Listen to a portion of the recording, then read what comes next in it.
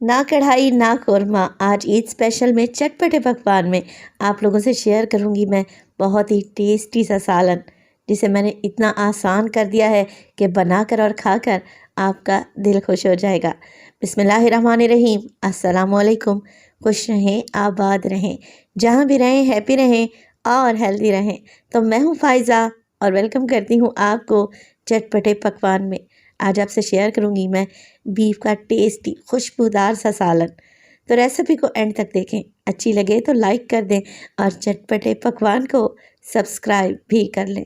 तो चलें फिर ये टेस्टी और आसान रेसिपी बनाना स्टार्ट करते हैं। तो ये खुशबूदार और जायकेदार सालन बनाने के लिए सबसे पहले तो ले लिया है मैंने बीफ मैंने 1.5 किलो लिया है, यानी कि 1500 ग्राम। यही रेसिपी आप मटन से भी तैयार कर सकते हैं। अच्छा, ज़्यादातर इसमें बोनलेस पीसेस हैं, 2 से 3 नली वाली हड्डियां भी डलवाई हैं, जिससे टेस्टी शोरबा तैयार होता है। चलें जी, बीफ को अच्छे से वॉश करें, कुकर में डालें और साथ ही 1 टीस्पून नमक डाल दें। 1 टेबल स्पून इसमें डालूंगी मैं अदरक और लहसुन का पेस्ट और इसमें डालेंगे पानी शामिल कर रही हूँ मैं 4 कप या 2 गिलास के बराबर, क्योंकि बीफ को हमने अच्छे तरीके से गलाना है, फुली कुक करना है। चलें जी, मिक्स कर लेते हैं सारी चीज़ों को और कवर लगाकर बीफ को पकाएंगे तकरीबन 30 से 35 मिनट के लिए। अगर आप पतीली या कढ़ाई में बना रहे हैं तो फिर पानी की मिकदार को ज़्यादा कर दें। कवर लगा देंगे और चलें जी, जब तक बीफ कर रहा है हम इसके लिए एक स्पेशल मसाला बनाकर तैयार करते हैं।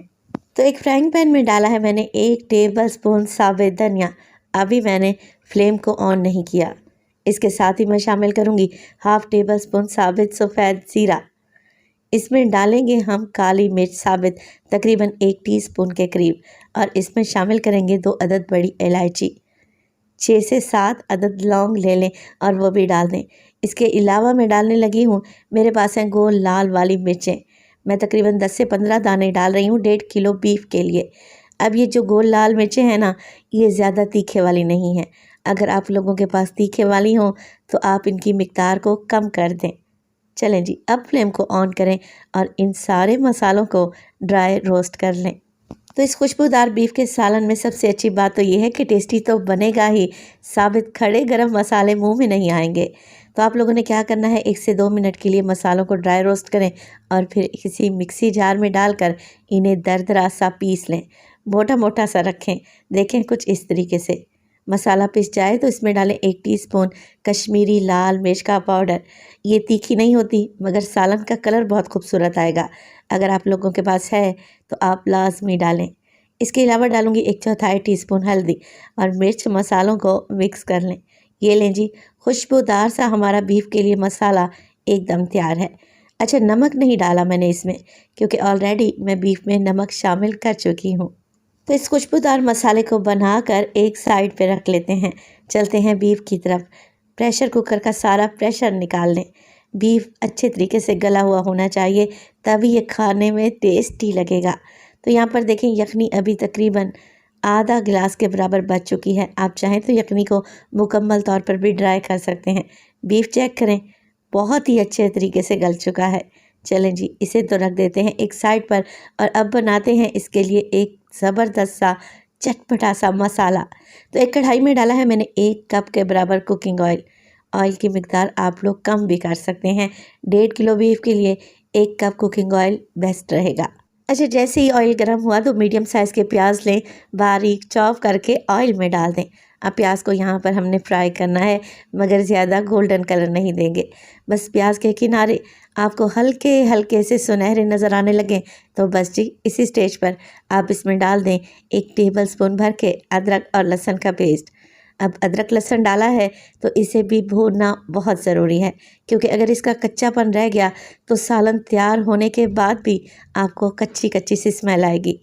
1 से 2 मिनट के लिए अदरक लहसुन को भून लें और फिर 2 बड़े साइज़ के टमाटर का पेस्ट डाल दें इसमें।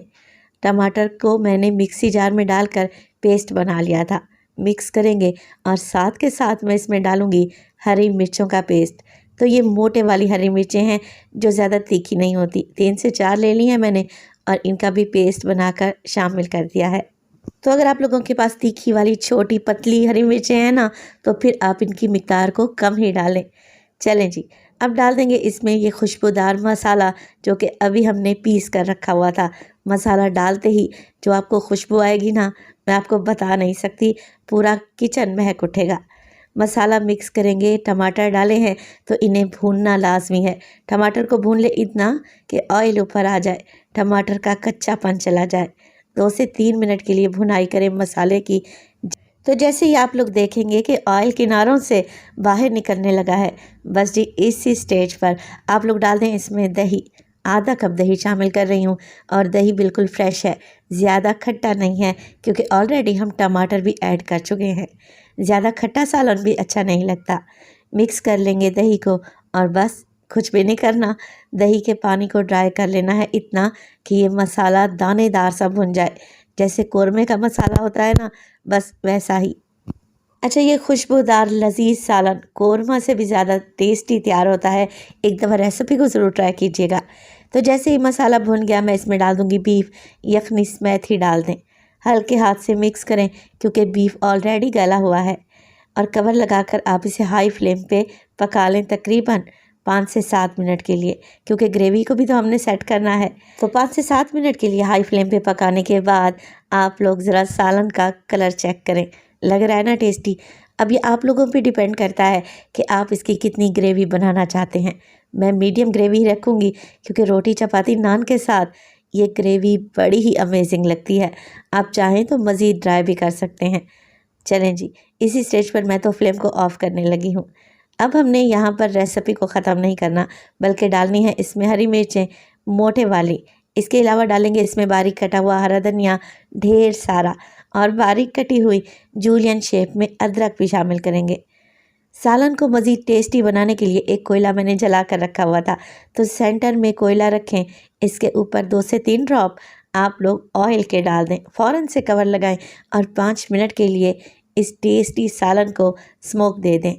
तो जो एंड में मैंने ये स्मोक दिया है ना बीफ को, यकीन करें ये इसको अलग ही लेवल पर ले जाएगा। ये सालन को इतना खुशबूदार और टेस्टी बनेगा।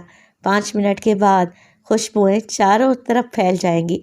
माशाल्लाह से बेहतरीन जायकेदार हमारा बीफ का सालन एकदम तैयार है। देखते ही खाने को दिल कर रहा है। दावत स्पेशल रेसिपी है, ईद पर इसे लाजमी ट्राई कीजिएगा, खाकर मज़ा आ जाएगा। गरम गरम आप ये ग्रेवी वाला सालन सर्व करें रोटी चपाती खमीरी रोटी या फिर नान के साथ। तो रेसिपी बनाएं तो अपना फीडबैक लाजमी दिया करें। आपके एक प्यारे से कमेंट का मुझे इंतज़ार रहेगा। तो अपना बहुत सारा ख्याल रखिएगा। फ़ाइज़ा को अपनी दुआओं में याद रखिएगा। तो मुझे दीजिए इजाज़त। टिल देन, अल्लाह निगहबान।